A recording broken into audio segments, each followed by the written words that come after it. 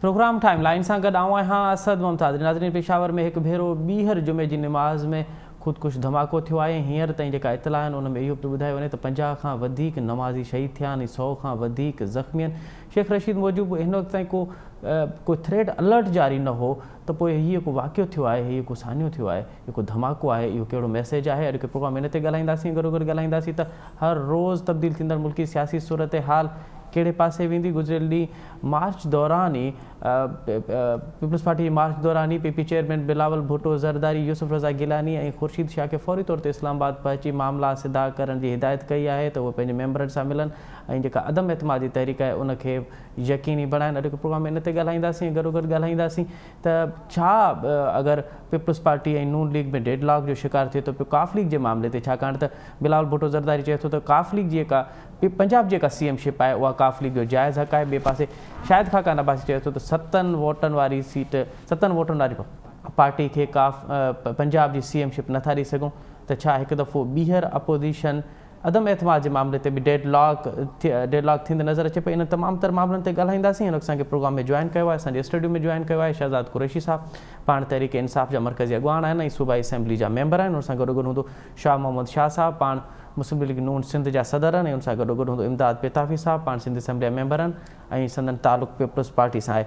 शहज़ाद भाई, सबसे पहले आपसे प्रोग्राम का आगाज़ करते हैं। ये जो पेशावर में वाक़या हुआ है, बड़ा अफसोसनाक वाक़या है।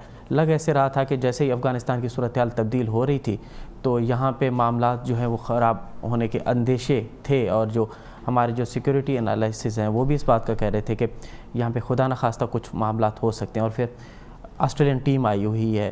एक बहुत अच्छी बात थी कि 20-22 साल के बाद पाकिस्तान की धरती पे ऑस्ट्रेलिया की टीम आई और आज उनका मैच था। कैसे देख रहे हैं इस तमाम तर मामला को? शेख रशीद साहब तो कह रहे थे कोई सिक्योरिटी अलर्ट भी जारी नहीं था, थ्रेड भी जारी नहीं था। देखिए, आपको पता है ये मुल्क दहशतगर्दी का शिकार तो रहा है और ये जो आज का वाक़या हुआ है इसकी जितनी भी मजम्मत की जाए कम है।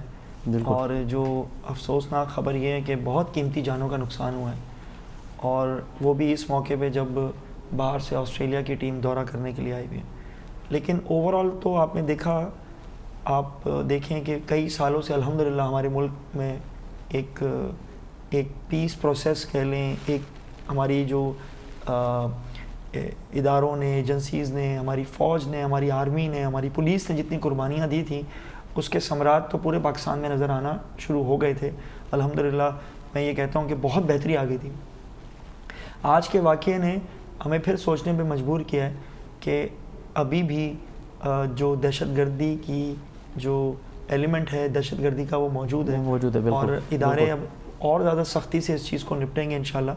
लेकिन मैं सिर्फ यहाँ ये कहता चलूँगा कि पाकिस्तान इस वक्त बहुत मेजर रोल प्ले कर रहा है इंटरनेशनली। आप कहीं पे भी देख लें, चाहे वो अफ़गानिस्तान का मैटर हो, फ़लस्तीन का हो, कश्मीर का हो। अभी आपने रिसेंटली रूस और यूक्रेन का जो डिस्प्यूट हुआ है उसमें भी आप देख लें तो पाकिस्तान अब जाके इंटरनेशनली बहुत अच्छा एक रोल प्ले करने जा रहा है। और खान साहब की जो पॉलिसीज़ हैं, फॉरेन पॉलिसीज़, उसको इवन आपने देखा अभी वो जो मिनिस्ट्रीज़ की जो परफॉर्मेंस जारी की गई थी तो जो अपोजिशन में भी थे, जो तज़िया निगाह, जो सहाफ़ी जो सुबह शाम हम पे तनकीद भी करते थे, वो भी कह रहे थे यार शाह महमूद का नाम उसमें क्यों नहीं है। तो इससे अंदाज़ा लगा लें कि हमारी फॉरेन पॉलिसी कितनी अच्छी जा रही थी। लेकिन ये वाक़यात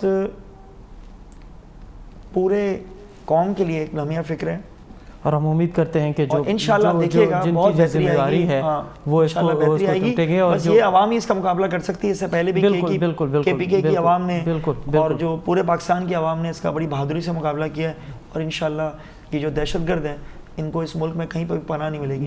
बिल्कुल और हम इस दुआ भी करते हैं कि जो ज़ख्मी हुए हैं उनको अल्लाह ताला उनको सेहत कामिल अता कराए और जो शहीद हुए हैं उनको वर्सा को अल्लाह ताला सब्र कामिल अता फरमाए। अच्छा शहज़ाद भाई, अभी आ जाते हैं सियासत पे। जहांगीर तरीन की एंट्री हो रही है 6 मार्च को, 2 दिन के बाद जहांगीर तरीन की एंट्री है। अपोजिशन ये दावा कर रही है कि नंबर गेम्स तो उनके पास पूरे हैं बल्कि कुछ इजाफी हैं।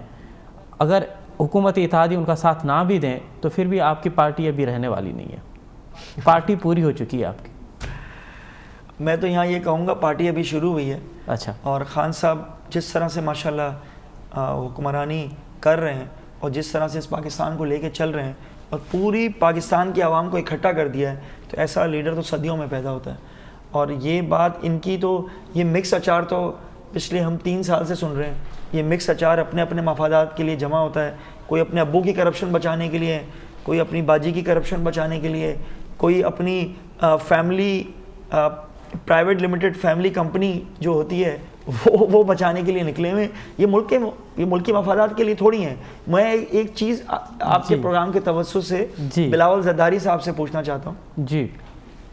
वैसे तो कहीं पे भी कोई कत्ल नहीं होना चाहिए, कहीं नाहक बेगुनाह का कत्ल नहीं होना चाहिए, लेकिन जब पंजाब और KPK में होता है तो इंसानी हकूक़ का एक बहुत बड़ा एक इंसान सामने आता है, बिलावल ज़रदारी साहब। और वही वाक़यात जब इस हमारे सिंध में होते हैं, और सिंध में चाहे वो भंड बरादरी हो और दूसरे केसेस हों, सहाफ़ियों का मर्डर हो, सब कुछ हो, वहाँ पर इनकी सारी ह्यूमन राइट्स की जो ह्यूमन राइट्स के चैम्पियन बनते हैं, वहाँ ये ख़त्म हो जाते हैं। ये 3.5 साल का तो हमसे हिसाब किताब मांग रहे हैं। हम इनसे अगर 14 साल का हिसाब किताब मांगे, ये हमें देंगे? मुझे कोई एक UC मॉडल बता दें इस सूबे सिंध के अंदर जिसमें ये फ़ख्र से कह सकते हो, या कोई एक शहर तालका कोई ज़िला बता दें कि यार ये ज़िला ऐसा है कि जिसको हमने 14 साल में एक आइडियल, एक मॉडल बना दिया है। हम ऐसा पंजाब को भी बनाएंगे, KPK को भी बनाएंगे, गिलगित बल्तिस्तान को भी बनाएंगे। और एक बात मुझे पता है अब आपके दिमाग में शायद कोई और सवाल आ रहा है, लेकिन मैं इसको कंटिन्यू कर दूं इस बात को। जी। मैं ये इनसे जानना चाहता हूँ जी, क्या इनको ये शर्म नहीं आती कि जब ये पंजाब जाते हैं, गिलगित बल्तिस्तान जाते हैं, आज़ाद कश्मीर जाते हैं, दूसरे सूबों में जाते हैं, और वहाँ की सूबों की तरक्की देख के इनको ये गैरत नहीं आती कि मेरा सिंध सूबा भी वैसे ही हो, एजुकेशन हो, हेल्थ हो, इंफ्रास्ट्रक्चर हो, रोड्स हो। अभी मैं इंटीरियर सिंध का दौरा कर आया हूँ। सही है ना? तो मुझे देख के रोना आता है कि ये पता नहीं कहाँ पैसा खर्च कर रहे हैं। बुक्स पे पैसा है, बस बुक्स में ब्रिज बनता है, बुक्स में पुल बनते हैं, बुक्स में तालीमी इदारे बनते हैं, और ये इतने फिक्रमंद हैं। 5000 स्कूल ये सिंध के बंद करने के बाद ये इस्लामाबाद जाना चाहते हैं, और ये कहते हैं कि हमें वफाक से गिले शिकवे हैं कि पहले अपने स्कूल्स को संभालें, अपने सूबे को संभालें। ये शहजाद साहब, आप नहीं समझते कि अब मामला जो हैं, जो आप बात कर रहे हैं कि स्कूल, हॉस्पिटल्स, ये मामला अब सियासी तौर पे इससे आगे बढ़ चुके हैं। अब तो डू एज डाई वाली सूरत हाल है। 6 वोटों पे खड़ी हुई आपकी वफाकी हुकूमत, और अगर जहांगीर तरीन का पलड़ा उस तरफ जाता है तो कैसे बचा पाएंगे? अब तो आपकी सूरत हाल ये है कि या जिंदा रहना है या इस तरफ उड़ना है। ये कैसे कैसे पाएंगे आप वफाकी? देखिए, हमारी हुकूमत अल्हम्दुलिल्लाह सेफ है, और कोई अभी से हम 6 वोट्स का जो आपने जिक्र किया, अभी से नहीं जी, ये तो पहले दिन से ये हम सुनते हुए आ रहे हैं। 26 लोग तो आपके उनके साथ मिले हुए हैं। 26 का तो वो दावा कर रहे हैं कि इत्यादियों के अलावा 26 लोग उनके साथ हैं। देखिए, मैं आपको एक चीज़ बताऊँ, दावे तो होते रहेंगे। आपको पता होगा कि एक मूवी थी मोहम्मद अली साहब की जी, वो कहते थे जज साहब तारीख पे तारीख, तारीख पे तारीख। अच्छा। तो हाल हमारी अपोजिशन का भी ये है कि रोज़ मरियम नवाज साहिबा, बिलावल ज़रदारी साहब, तारीख पे तारीख, तारीख पे तारीख, मौलाना फजल रहमान भी, आज हुकूमत गिर जाएगी, आज हम ये कर देंगे, आज हम वो कर देंगे। इनको इस्लामाबाद पहुंचने दें, 5000 से ज़्यादा लोग नहीं होंगे इनके साथ। अच्छा, तो ये जो 5 दिन का अल्टीमेटम दिया है बिलावल लोगों को, ये पैसा खर्च करके ले भी आए ना, 5000 से ज़्यादा इस्लामाबाद में नहीं होंगे। चले पीपल्स पार्टी से मालूम करते हैं। इमदाद पिताफी साहब का मालूम पे। इमदाद पिताफी साहब, शहजाद कुरैशी साहब तो चए थो इन में दम ना आहे, 5000 माण्हू मस सां गॾु करे सघंदा इस्लामाबाद में, असांजी हुकूमत खे को लोॾो न आहे।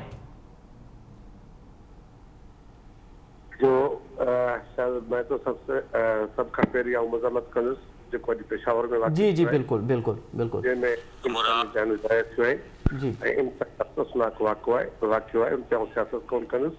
पर अफ़सोस सां चवणो इहो थो पए त वफ़ाक़ी वज़ीर साहिबान सिर्फ़ु अपोज़िशन जे ख़िलाफ़ बयानबाज़ी करण खां सवाइ उन्हनि खे को कमु कोन्हे, हू कुझु बि कोन पिया कनि। सॼो ॾींहुं सिर्फ़ु हरदसराई अपोज़िशन जी कंदा आहिनि।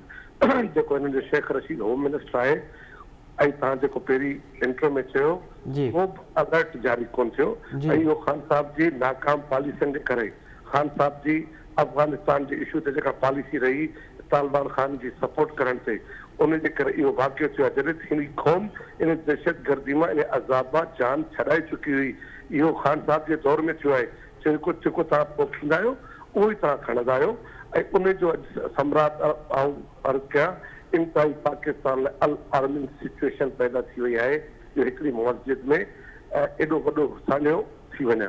ऐं बाक़ी जेका शहजाद साहब ॻाल्हि कई, जी जी ही छा चवंदो पंहिंजी भाॼी जी करप्शन जे ख़िलाफ़ या जेको उन सिलाई मशीन में अरबे रुपया ठाहिया अलाह जी महिरबानी सां हिन वक़्तु बिलावल भुट्टो साहब सां गॾु 25 खां 30,000 माण्हू ट्रेवल कनि पिया ऐं इमरान खान त चवंदो हुयो त 100 माण्हू मुंहिंजे ख़िलाफ़ गॾु थियनि था इस्तीफ़ा ॾेई छॾींदुसि जी तो हाणे हुनजे इस्तीफ़ा जी बि असांखे ज़रूरत कोन्हे इंशाअल्लाह ताला चेयरमैन साहब जॾहिं पंहिंजे काफ़िले इस्लामाबाद पहुचंदो त ही फारिग थी चुका हूंदा हिन वक़्तु हिन मुल्क में हुकूमत नाले जी का शइ कोन्हे रिट ऑफ द गवर्नमेंट महांगाई हिन मुल्क ते हिकु अज़ाब मुसलत कयो वियो आहे ऐं उहो अज़ाब इंशाअल्लाह ताला बिलावल साहब जे हिन लॉन्ग मार्च सां ही ख़तमु थींदो तो ही पीटीआई वारा 8 साल केपीके में हिननि खे थी विया आहिनि ही ॿुधाइनि त केपीके जी कहिड़ी ख़िदमत कई आहे इन लोकल पार्टी इलेक्शन ॿुधाए छॾियो आहे त केपीके जे माण्हुनि फ़ैसिलो हिन जे ख़िलाफ़ कयो आहे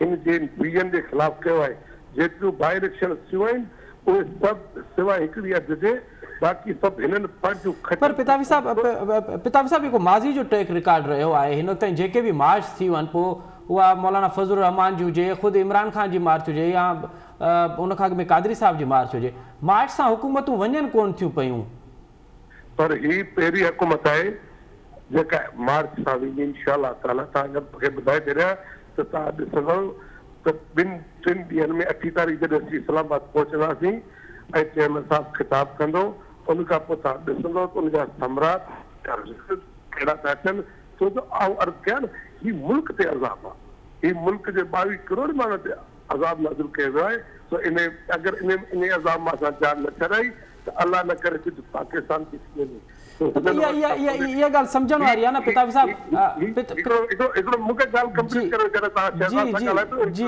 जी जी जी जी जी जी चवंदो त मूं वटि 200 माण्हुनि जी क़ाबिल टीम आहे हिन वटि त पंहिंजो फिनांस मिनिस्टर कोन्हे ही त चवंदा हुया त असां वटि वॾी टीम आहे हिननि वटि त पंहिंजो होम मिनिस्टर कोन्हे ही त चवंदा हुया असां वटि वॾी टीम आहे उन वॾी टीम ही चवंदो हुयो त IMF वटि वञा त ख़ुदकशी करे छॾींदुसि हिन IMF खे मुल्क जे हवाले करे छॾियो स्टेट बैंक जे हवाले करे छॾी जेको फ़ैसिलो IMF चाहे ऐं IMF जो मुलाज़िम उहो हिन स्टेट बैंक जो गवर्नर आहे तव्हां जेकॾहिं कोई मुलाज़िम पितावी साहब कतई कलामी माफ़ अवां जो तो इस्लामाबाद में न धरणो हूंदो न अवां को हुते को वॾो को एहतजाज कंदो अवां जो तो जलसो आहे इस्लामाबाद में पोइ अवां जे जलसे में हुकूमत कीअं किरी पवंदी इहा ॻाल्हि सम्झायो असांखे इहो इंशाअल्लाह ताला तव्हां 2 तारीख़ तव्हां मूंखे वठिजो ऐं आऊं तव्हांखे ॿुधाईंदुसि इहा हुकूमत की वेंदी सो हिननि जो तख़्तो गोल थी वियो हिननि जो किसो ख़तमु थी वियो हाणे अल्लाह ख़ैर कंदो ही छो जो हिननि में कैपेसिटी कोन्हे न जेको माण्हू पंहिंजे MLA खे न संभाले सघे हिन जा MLA उथी थी इमरान खान ते महांगाई ते तनक़ीद था कनि हिननि जी पार्टी हिननि ते तनक़ीद थी करे जहांगीर हिननि सां गॾु कोन्हे जेको हिननि जो सॼो फिनांस कंदो हुयो त हिननि में पंहिंजे माण्हुनि खे संभालण जी कैपेसिटी कोन्हे असीं छा था करे सघूं ही बेयारो मददगार हिन वक़्तु आहिनि तव्हांखे ॿुधायो न जेको वाक़ियो थियो आहे अगरि हिननि जा वज़ीर को कमु कनि अटेंशन ॾियनि ऐं मुल्क लाइ कमु कनि कुझु बि कोन था कनि सुबुह खां चाइना वञनि अपोजिशन अमेरिका वञनि उते बि स्टेज ते तकरीर करे अपोजिशन खे जेल में कल यार मोहम्मद रिम साहब जी पार्टी छॾे चुको PTI इंतज़ार जो शिकार आहे PTI मूं असेंबली में बि चयो आहे अॼु को रिश्वत तव्हांजे प्रोग्राम में थो चवां त इंशाअल्लाह ताला अॼु इलेक्शन में PTI जो नाम लेवा कोई कोन हूंदो इहा ॻाल्हि मुंहिंजे रिकॉर्ड में रखो इहो मुंहिंजे असेंबली में मुंहिंजो चयो आहे त PTI जो नाम लेवा कोन हूंदो जेको हिननि माण्हुनि सां हशर नशर कयो आहे ग़रीब माण्हू सां जेको माण्हू कंटेनर ते बि बिजली जा बिल खणींदो जेको माण्हू चवंदो त 30 रुपया पेट्रोल हुजणु खपे हाणे चवनि था त हिते नलकनि मां पेट्रोल कोन थो अचे सो हिननि जी नाकामी आसिफ अली ज़रदारी साहब चयो असेंबली में त हीअ हुकूमत पंहिंजे बोझ सां किरंदी सो हिन हुकूमत जो वक़्तु वञण जो थी वियो आहे हाणे ही खोखलाइजी विया आहिनि वज़ीरनि जी तव्हां सॼो ॾींहुं जी रिकॉर्डिंग कढो त सवाइ अपोजिशन जे ॿियो को कमु कोन्हे ही मूंखे मुंहिंजो दोस्त वेठो आहे असांजो कुलीग आहे शहज़ाद साहब जी ॿ कारनामा ॿुधाए या 5 कारनामा ॿुधाए त हीअ असां कमु कयो जेको माण्हू चवंदो त चाइना 40 करोड़ माण्हू खे गुरबत मां कढियो आहे हिन त 2 करोड़ माण्हू खे गुरबत में धिके छॾियो आहे। चलो यो ज़रूर मालूम कंदासीं शहज़ाद साहब का, पर उनखां पहिरियों शाह मोहम्मद शाह साहब खां असां मौक़िफ़ वठूं त शाह मोहम्मद शाह साहब जी पार्टी आख़िर पंजाब में परवेज़ इलाही जे CM-शिप ते हुन ते राज़ी छो न आहे? शाह साहब अवां मूंखे ॿुधो पिया, मुंहिंजो आवाज़ अवां थी अचे पियो? अच्छा साहब हिकु भेरो ॿीहर शाह साहब सां राब्तो कंदासीं, जीअं शाह साहब सां राब्तो थींदो त उन खां पार्टी ज़रूर मालूम कंदासीं। अच्छा शहज़ाद भाई, अब 2-3 बातें हैं। एक तो जैसे ही मार्च शुरू हुई है, यार मोहम्मद रिंद ने पार्टी को अलविदा कर दिया बलूचिस्तान से। शहरियार शहर की जो सिंध में विकेट थी वो पीपल्स पार्टी ने गिरा दी है। पीपल्स पार्टी का दावा है कि और भी सिंध से MPs उनके साथ राब्ते में हैं जो बहुत जल्द पार्टी को अलविदा कहेंगे। तो विकटें तो गिरना शुरू हो चुकी हैं आपकी। देखिए शहरियार शहर तो जो सेनेट के इलेक्शन हुए थे उसमें उन्होंने अपना ज़मीर बेचा था, वो PTI के टिकट पे मुंतखब होकर आए थे, तो ये तो पुरानी बात हो गई। लेकिन फिर भी उन्होंने अपना ज़मीर बेचा और आवाम के वोटों के साथ गद्दारी की। मैं ये समझता हूँ कि चाहे पीपल्स पार्टी का कोई बंदा हो, PTI का हो, किसी भी जमात का हो, अगर उससे पार्टी से कोई इख्तलाफात हैं वो रिज़ाइन करे और उसके बाद जाके इलेक्शन लड़े। और हाल तो ये है कि वो छुप कर बैठ गए, रिज़ाइन भी नहीं कर रहे। अगर उन्हें अपनी ताकत पे, अपनी सीट पे इतना घुमंड है तो वो रिज़ाइन करें और फिर आ जाएं, मुकाबला कर लें। आपको तो पीपल्स पार्टी टिकट दे देगी ना। वह हाल ये है कि एक सीट के लिए 4 उम्मीदवार हैं। पीपल्स पार्टी किस किस को टिकट देगी? दूसरी तरफ असलम अबड़ो का आपने जिक्र नहीं किया, वो उन्होंने भी अपना ज़मीर बेचा, उन्होंने भी आवाम के वोटों के साथ गद्दारी की, तो उनकी तो आप नाम ही ना लेना। देखें तो जो लोग देखिए मेरे नज़दीक ये इमदाद पताफी मेरा भाई है, ये मेरे साथ कुलीग है और बैठता है। मैं इसकी इस वक्त ज़्यादा इज्जत करूँगा अगर ये मेरा भाई पीपल्स पार्टी से जीत कर आएगा और आखिर वक्त तक पीपल्स पार्टी के साथ रहेगा। क्योंकि देखें सियासत के अंदर एक ईमानदारी भी चीज़ कोई होती है, कोई इंसान की कोई बैकग्राउंड, कोई फैमिली का पता लगता है इससे। मैं आपको साफ साफ बताऊं तो ये बहुत ज़रूरी है कि जो बंदा जहाँ से जीत कर आए 5 साल उस पर गुजारे, उसके बाद उसकी मर्जी है कि वो रिज़ाइन करने के बाद कहाँ पर इलेक्शन लड़ना चाहता है, नहीं लड़ना चाहता, फिर आवाम उस फैसला करेगी कि वो सही है या गलत है। लेकिन ये यार मोहम्मद रिंद जो दावा कर रहा है, यार मोहम्मद रिंद देखिए यार मोहम्मद रिंद साहब 3 अरब रुपए की आपने बलूचिस्तान की नहीं देखें यार मोहम्मद रिंद साहब, पहली बात तो ये है कि हमारी बलूचिस्तान में हुकूमत नहीं है। पहले तो आप ये प्लीज समझ लें, बाप पार्टी की है और बाप पार्टी PTI नहीं है, PTI उसकी इत्तेहादी है। तो मेरा ख्याल है थोड़ी सी करेक्शन आप ये कर लें। जो वोट का मामला था, देखिए मैं आपको एक चीज़ बताऊं, यार मोहम्मद रिंद साहब ने जो भी इल्ज़ामात लगाए जी, और पार्टी उसको देख रही है और वो सीनियर सियासतदान है। और मैं ये समझता हूँ कि वो इससे पहले भी कोई जद्दी पुश्ती PTI में नहीं थे, काफ़ी जमातें तब्दील कर चुके हैं। तो वो मेरा ख्याल है पार्टी पे छोड़ देते हैं। बयान भी नया है, आज की बात है, कल दिया है, आज अखबारात में आया हुआ था। तो वो पार्टी इंशाल्लाह उसके ऊपर फैसला कर लेगी। मैं नहीं समझता कि मुझे कोई कमेंट्स इस पर देने चाहिए। ये मैं आपको बता दूं कि अदम एतमाद नहीं आएगी। जस्ट फॉर इंस्टेंस कि आप सोचें अगर आ भी जाती है तो इनके पास कोई तादाद नहीं है। ये मुस्लिम लीग कायदे आज़म ने भी इनको ये मुझे झंडी दिखा दी है, लाल झंडी दिखा दी है, सारी जमातों ने दिखा दी है। इवन मुझे एक बात बता दें कि नून लीग पीपल्स पार्टी को सपोर्ट करेगी, पीपल्स पार्टी नून लीग को करेगी, ये दोनों मिलकर मौलाना फजल रहमान को करेंगे, मौलाना फजल रहमान इन दोनों को करेंगे। तो ये जो कल तक एक दूसरे को रोड पे घसीटने की बातें कर रहे थे, आज मिलकर अदम एतमाद कैसे होगा? जहांगीर तरीन की पोजीशन क्या है पार्टी में? अब पार्टी उनको ऑन कर रही है। देखिए जहांगीर तरीन साहब को कॉल इमरान खान साहब ने की थी, अच्छा, जो कि उनके तर्जुमान ने बताया जी, और वो बीमार हैं, वो लंदन इलाज के लिए गए हुए थे। अभी वो आपसे मुझे पता लगा है वो 6 तारीख को वापस आ जी, 6 मार्च जब भी आएंगे तो पता लग जाएगा। लेकिन मुझे इतना पता है कि ये कुछ भी कर लें, ऑपोजिशन ये कुछ भी कर ले, इसका नतीजा 0 ही निकलेगा। और आप देखिएगा जब इस्लामाबाद, अभी पंजाब में भी इनका क्या हाल हो रहा है, आवाम नहीं है इनके साथ। जब जैसे ये इस्लामाबाद पहुंचेंगे तो इनके गुब्बारे से हवा इंशाल्लाह। वो तो कह रहे हैं कि लाखों की तादाद में लोग हैं और हम इस्लामाबाद पहुंचते ही आपकी हुकूमत चली जाएगी। इमदाद भाई लाखों उनको नजर आ रहे होंगे, उन्होंने जो चश्मा पहना हुआ होगा जी, जो चश्मा हमारा है जो आपका है, आप तो न्यूट्रल है ना, आप तो किसी सियासी पार्टी के नहीं है। तो आप बता दें कि लाखों लोग नजर आ रहे हैं कहीं पे आपको? दावे तो पीपल्स पार्टी ये कर रही है और आपका मार्च भी सिंध में चल रहा है। अच्छा इमदाद पताफी साहब, ये को काफ लीग दे वहाँ जोर पिया ॾियो त काफ लीग जे ख़ासकर परवेज़ इलाही खे एनी हाउ CM-शिप ॾिनी वञे, अगर अदम एतमाद कामयाब थिए थी पई या उन्हनि खां मदद वठो था पिया, त 7 सीटनि वारनि खे CM-शिप छो नून लीग छो ॾे पंहिंजो पंजाब जी CM-शिप? इहो मसइलो ज़ाहिर हिकिड़ी ॻाल्हि डिस्कस थी आहे, असांजी नवां ठाहिया पिया आहिनि, असांजी सियासत में का शइ आख़िरी कोन हूंदी आहे। इहो ई इमरान ख़ान साहब इन्हनि लाइ शाहनवाज़ चौधरी साहब लाइ चवंदो सबसे बड़ा डाकू है परवेज़ इलाही जी छा चवंदो त कातिल आहिनि ऐं ज़ोरा शाहिद जा इहे कातिल आहिनि जी उन्हनि सां ई गॾु वेठा आहिनि। ऐं जेको मुंहिंजो भाउ शहज़ाद भाई चयो पिए त शहरियार या फिला तव्हां हिन खे चयोसि त हींअर पंहिंजी पंजाब में ॾिसे त केतिरा नून लीग जा हींअर खानीवाल में इलेक्शन थी उहो माण्हू नून लीग खां खटियो हुयो ऐं उन माण्हू ज्वाइन कई या सपोर्ट कई प्रोविंशियल हुकूमत पंजाब में ऐं पोइ वरी जॾहिं उहो जेको पिछले जो कैंडिडेट हो उनखे नून लीग टिकट ॾिनी उहो वरी नून मां खटे वियो ऐं जेको लोटो थियो उनजी वाइफ खानीवाल में हारजी वई हिनखे ऐं ॿिया केतिरा इंचनि जी लिस्ट कढे जॾहिं हाई मॉरल ग्राउंड जेको माण्हू ॻाल्हि करे न ज़मीर जी ॻाल्हि उनजो जेको रियासत मदीने जी ॻाल्हि करे न उनजो करेक्टर रियासत मदीना वारो हुजे पंहिंजे लाइ को कानून कोन्हे ऐं ॿियनि लाइ कानून आहिनि। जॾहिं हू चवंदो हुयो त हज़रत उमर खां पुछियो वियो तव्हां वटि 2 चादरूं छो आहिनि इहे मिसाल ॾींदो हो।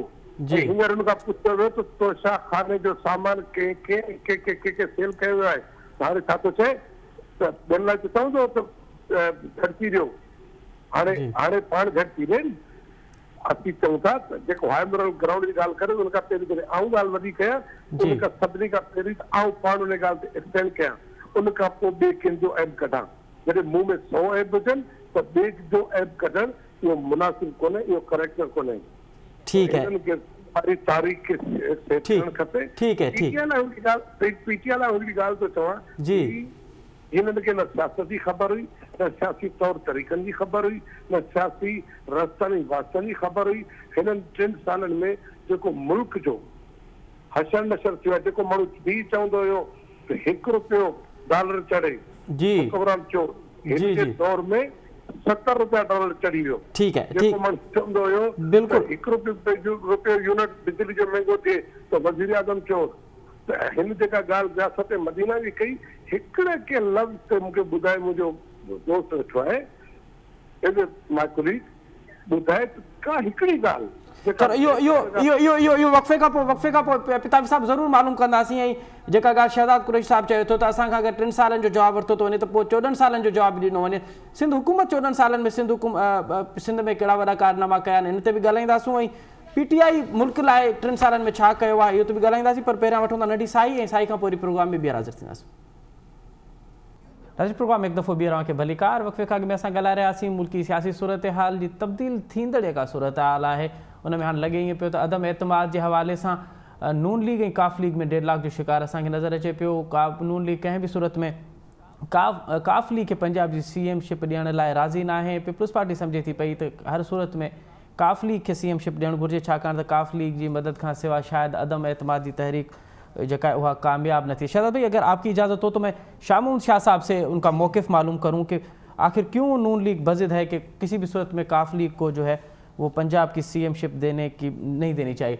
शाह साहब प्रोग्राम में खुशामदीद। शाह साहब हाणे अगर पंजाब की CM-शिप परवेज़ इलाही खे नथा ॾियो पोइ त 1.5 लाख नज़र पियो अचे पोइ हिकु दफ़ो ॿीहर का अपोज़िशन आहे उहा अपोज़िशन के नाकामी मुंहुं ॾिसणो पवंदो जेको माज़ी में असां ॾिठोसीं हुकूमत जे ख़िलाफ़। अदा मां सम्झुसि तारी ॻाल्हि जी ॻाल्हि इहा त ॾियण अवाम जे हथ में आहे।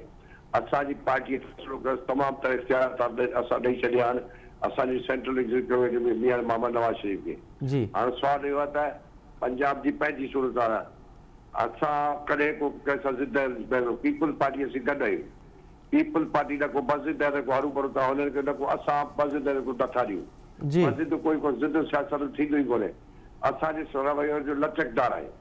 सुवालु इहो त इमरान खान जा ॾींहं पूरा थी चुका आहिनि। अच्छा इन करे ॾींहं पूरा थिया त ग़रीबनि जी गुरबत वधी वई आहे महांगाई वधी वई माण्हू महांगाई करे ॾिसो न बिलावल साहब जेको हाणे निकितो आहे जेको सिंध मां काफ़िलो वठियो निकितो आहे त पोइ छा माण्हुनि जो रिस्पॉन्स केॾो आहे। जी सुवालु इहो जवाबु ई मुंहिंजो साफ़ आहे असां कोई नंबर प्लेट रखी इहो रांदि कोन था कयूं हीउ वठी ॾे न ॻाल्हि आहे त जमहूरियत जे बहाने लाइ ऐं इन वॾी कोरोना जेका वॾी कोरोना वबा आहे उहा इमरान ख़ान उन खे ॾेह ॾेखारी ॾियण लाइ हिनखे मुल्क मां भॼाइणो आहे उन लाइ ज़रूरी आहे तमामु जमहूरी हुकूमत गॾु हुजो।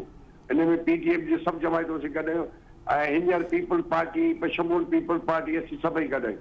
पर लचक शाह साहब अवां का ॻाल्हि पिया कयो कतई कलाई माफ़ त अवां लचक जो मुज़ाहिरो कंदो लचक जो मुज़ाहिरो मां इहो सम्झूं असां त अवां परवेज़ इलाही खे सीएम बणाइण लाइ हिकु ग्रुप अवां ॾे तयारु आहे। मुंहिंजा बाबा मुंहिंजे जानी सदाई इहे न आहे परवेज़ इलाही जेको थींदो ॻाल्हि लचकदार रहे उहो तव्हांखे वक़्तु ॿुधाईंदो कीअं थो थिए फैसलो सभु पता असांखे खुलियल न आहिनि।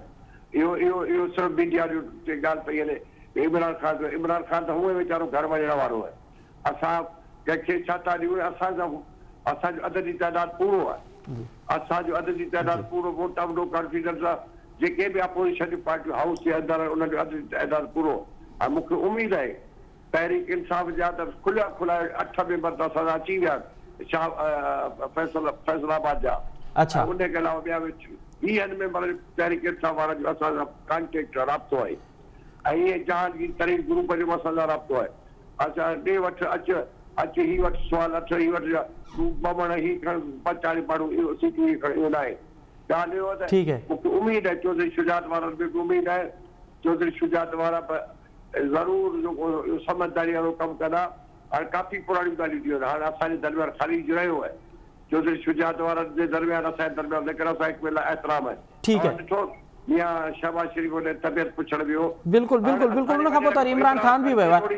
इमरान खान चवंदो न डाकू है इमरान खान चवंदो न ये डाकू है सबसे बड़ा डाकू अॼु कीअं चौधरी जे दास ते मिंटू करण वियो। अच्छा शाह साहब अवां जेका ॻाल्हि पिया कयो त 20 खां वधीक एमएनए अवां सां राब्ते में आहिनि फैसलाबाद जे उन खां सिवा सिंध जा एमएनएस बि अवां सां राब्ते में आहिनि जिन जो तालुक पीटीआई सां आहे। हा छोकिरो ॾिसो असां त सभु राब्ते में असांजे पार्टी सां राब्ते में राणा सनावला साहब राब्ते में असां सभिनि सां राब्ते में ऐं मूंखे उमेद आहे त पीटीआई वारनि खे मेंबरनि खे माण्हुनि चूंडियो आहे या न चूंडियो आहे उन्हनि खे बि सम्झ अची वञे महांगाई में बेज़ार थिया आहिनि माण्हू उन्हनि खे तमामु मोट उबतो थियनि माण्हुनि में रहणा न सुभाणे माण्हुनि वटि वेंदा। मूंखे उमेद आहे त असांजे vote of no confidence PTI मुकमल हिमायत करी। अच्छा पीटीआई जा जेके अधु में बरान असां अची वेंदा पोइ उहे त डी सीट थी वेंदा अगरि उहे अवां जी हिमायत कंदा त ख़ैर जी ॻाल्हि ख़ैर जे करे हुननि जो पंहिंजो पीटीआई जो डी सीट त ही ख़ुदि थी वेंदो इहो ॾिसिजो त ही ख़ुदि जेको फॉरेन फंडिंग में वेंदो डी सीट थी वेंदो कोई डी सीट कोन थो थिए। हिननि जो पंहिंजो ग्रुप आहे तशकील थींदो हू चवंदा असली तहरीक इंसाफ़ आहे ये तहरीक इंसाफ़ इहा ई करे पोइ छा थींदो। अरे शाह साहब 3 सालनि खां मुसलसल 3 साल खां मुसलसल पीपल्स पार्टी ख़ासि करे नून लीग त इहो चवंदी रही आहे त एस्टेब्लिशमेंट जेका आहे उहा न्यूट्रल न आहे। हिन भेरे हिन वक़्तु जॾहिं अवां असां सां मुखातिब पिया थियो त हिन वक़्तु अवांखे एस्टेब्लिशमेंट किथे थी नज़र अचे। एस्टेब्लिशमेंट में अकुल जो सिखंदी ज़ाहिर एस्टेब्लिशमेंट थकिजी पई आहे। अच्छा एस्टेब्लिशमेंट में थकिजी पई आहे रोज़ जा मसइला हाणे तव्हां ॾिसो था हींअर धमाको थियो कोयटा में कहिड़ो ॾाहु थियो आहे इहो एस्टेब्लिशमेंट ते बि भार पवे थो कोन थो पवे। एस्टेब्लिशमेंट जेका बि जेको मामलो एस्टेब्लिशमेंट में हिन मुल्क जी आहे जी एस्टेब्लिशमेंट ॿाहिरां त कराई आहे ही ॿाहिरि ई आहे असांजे रवेन्यू ते पलिजे थी। एस्टेब्लिशमेंट न्यूट्रल रहणी आहे छाकाणि एस्टेब्लिशमेंट खे ख़बर आहे त मुल्क में अंदरि हिकिड़े वक़्तु पाकिस्तान जो 73 जो आइन ठहियल आइन तहत 5 तारीख़ कंदा ऐं एस्टेब्लिशमेंट में आइन जी पास थींदा 5 तारीख़ ऐं वरी अदलिया में ठीक है एस्टेब्लिशमेंट न्यूट्रल आहे ऐं न्यूट्रल रहंदी। अच्छा हम चौथा इन वक्त एस्टेब्लिशमेंट न्यूट्रल आहे भी रहंदी भी। शहजाद साहब अब जो शाह मोहम्मद शाह साहब दावा कर रहे हैं वो तो कह रहे हैं फैसलाबाद से 8 मेंबर तो खुल्लम खुला हमारे साथ हैं 22 मेंबर और 20-22 मेंबर और फिर सिंध से आपके जो एमएनएज हैं वो भी उनके साथ राब्ते में। ये अगर ये दोनों दावे अगर अमली शक्ल अख्तियार करते हैं तो फिर कहाँ खड़ी होगी आपकी हुकूमत। देखिए सियासत के अंदर इस तरह के दावे होते हैं और मैं ये समझता हूँ कि जितनी भी पॉलिटिकल पार्टीज़ हैं वो अपने आप को साइकोलॉजिकल इस तरीके से पेश करती हैं कि सामने वाली पार्टी पे प्रेशर पड़े, लेकिन शायद इनको ये पता नहीं है कि हम तहरीक इंसाफ वाले जी हम 22-23 साल जद्दोजहद के बाद जी हुक्मरान जमात बनी है और इमरान खान साहब इस तरह की धमकियों से चीज़ों से जहाँ इमरान खान साहब को लगेगा ना जी खुदा न खास्ता इस तरह की बात होगी तो इनको तहरीक अदम एतमाद लाने की ज़रूरत नहीं पड़ेगी। अच्छा खान साहब ने क्या कहा था अगर मैं सड़कों पे आ गया तो तुम लोगों की जान फिर भी नहीं छूटेगी। तो ये सारे मिल जाएं जो भी अपनी करप्शन की जो भी तो फिर दास्तानें उनको छुपाने के लिए आपस में मिल जाएं। इन्होंने जिक्र किया कि परवेज इलाही साहब सबसे बड़े डाकू थे, तो कल तो ये जरदारी साहब और शहबाज शरीफ एक दूसरे को घसीटने की बातें करते थे, आज दोनों एंजॉय कर रहे हैं, दोनों एंजॉय कर रहे हैं। वक्त हमारे पास बड़ा महदूद है, कत्ते कलाइमा। फिर वज़ीर आज़म के पास क्या ऑप्शंस बनते हैं अगर वो समझते हैं कि अदम एतमाद की तहरीक में उनके नंबर ज़्यादा हो रहे हैं, फिर लियाकत आमिर लियाकत जैसे लोग भी अगर उनके साथ मिल जाते हैं? देखिए मैं आपको तो चीज़ फिर बताऊं, क्या ऑप्शंस हैं वज़ीर आज़म आप के पास? देखें, आप जिनके भी नाम ले लें, पहली बात तो ये इंशाल्लाह ऐसा कुछ होगा नहीं, खान साहब को कोई हटा नहीं सकता, हम आवाम के वोट से मुंतखब होके आए, इंशाल्लाह 2023 के इलेक्शन में भी इमरान खान साहब वज़ीर आज़म बनेंगे। अच्छा। और खुदा ना ख्वास्ता जी, मेरे नज़दीक ऐसा कुछ नहीं है, लेकिन जस्ट इन केस जो एमएनए जी अपना ज़मीर बेचेगा, आवाम उसको घर पे जाके जूते मारेगी, ये मैं बता दूं। चले ठीक है। अच्छा पितावी साहब, हाँ वहाँ वक्फे के आगे में ॻाल्हि कई तो PTI हुकूमत 3 सालनि जो इंसाफ़ 3 सालनि जो असांखे जवाब ॾे तो उन्हनि को हिकिड़ो कमु कयो आहे, साॻी वक़्त ते PTI अव्हां खां मुतालबो पई करे त 14 सालनि में अव्हां जेको सिंध जो कयो आहे उहा सिंध हुकूक मार्च बि उहे कनि था पिया, त अव्हां सिंध जे माण्हुनि खे छा ॿुधाईंदो त अव्हां बेरोज़गारी महांगाई जे ख़िलाफ़ एहतजाज त कयो था पिया, त ख़ुदि सिंध जे अंदरि जेका बेरोज़गारी आहे, ख़ुदि सिंध जे अंदरि जेके मामलात आहिनि, सिंध जे माण्हुनि खे अव्हां कहिड़ो जवाबु ॾींदो? सिंध जे माण्हुनि जो सभ खां पहिरीं शुक्रगुज़ार आहियां। हिकिड़ी ॻाल्हि चवंदो आहे, सिंध जा माण्हू पॉलिटिकली जेतिरा अवेयर आहिनि पूरे पाकिस्तान जे माण्हुनि खां वधीक अवेयर आहिनि। तव्हां ॾिठो हूंदो असांजी कारकर्दगी इहा आहे, जेतिरियूं सीटूं बीबी जी शहादत ते असां खयूं 2013 में असां उन खां वधीक सीटूं कयोसीं, ऐं 2018 में उन खां बि वधीक सीटूं कयोसीं, जंहिंमें पीर साहब पागार जो पुटु 88 खां पहिरें दफ़ा हारजी वियो पंहिंजे घर जी सीट सां। सांगड़ जी सीट पाकिस्तान जी तारीख़ में कॾहिं असां सिटी जी कोन खटी, उहा असां 13 में खेपरे जी खटी ऐं 18 में असां सांगड़ जी सिटी जी सीट खटी। गुलाम मुस्तफा जतोई साहब जो पुटु उहो 88 में गुलाम मुस्तफा जतोई साहब इलेक्शन में किरियो हुयो, ऐं 2018 में वरी मुर्तज़ा जतोई किरियो। असां डिलीवर कयो आहे, तॾहिं असां इहे इलेक्शनूं खटियूं आहिनि, असां कमु कयो आहे, तॾहिं जवाबु अवाम ॾिनो आहे। 2013 जी इलेक्शन खां पोइ 2018 जी इलेक्शन में अवाम जवाबु ॾिनो आहे, अॻियां बि इंशाअल्लाह ताला अवाम जवाबु ॾींदी। बाक़ी ॿी ॻाल्हि कयां कि कोई मुंहिंजो भाउ चए थो तो बदलता है रंग आसमान कैसे कैसे, खान साहब का कितना बड़ा मोकलता कि जहांगीर तरीन चोर है और ये है और वो है, मैं उसको नहीं छोड़ूंगा, मैं उसे जेल में देखना चाहता हूँ। आज उसका जवान कहता है कि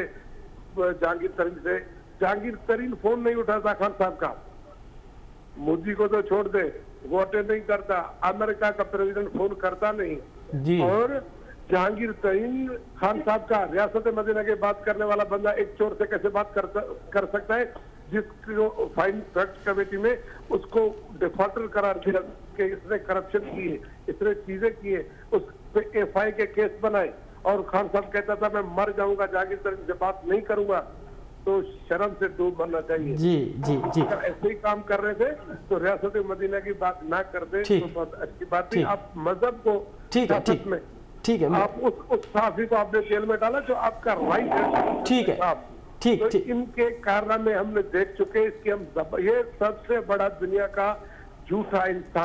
चलो ठीक है, ठीक दूसरा करता है। ठीक है पिताजी साहब, ठीक है पिताजी साहब। शामू शाह साहब हाणे इहो ॿुधाइजो त जेके सियासी तर्ज़े निगार आहिनि उहे त इहो था चवनि त हिन वक़्तु बि पीपल्स पार्टी नून लीग ऐं JU आहे कंफ्यूज़ आहे, छाकाणि त अगरि अदम एतमाद कामयाब बि थी वञे त उन्हनि अॻियो लाइ अमल कोन्हे, त छा उहो अर्ली इलेक्शन कराईंदा?